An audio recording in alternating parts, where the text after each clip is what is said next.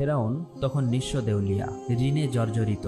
ঋণ পরিশোধ করার ভয়ে ঘরের মধ্যে লুকিয়ে পড়ে। অতএব একে একে পাওনাদার ফেরাউনের বাড়িতে আসতে থাকে।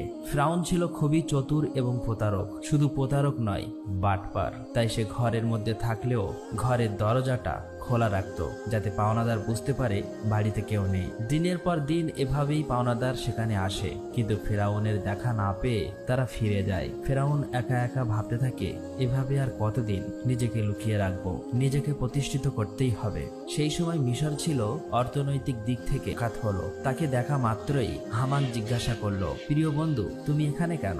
তোমার কি অবস্থা? তখন ফেরাউন বলল, বন্ধু হামান, আমি খুবই মুসিবতের মধ্যে আছি। পাওনাদারের ভয়ে লুকিয়ে পালিয়ে এসেছি। আমি একেবারে নিঃস্ব, চারিদিকে ঋণে জর্জরিত।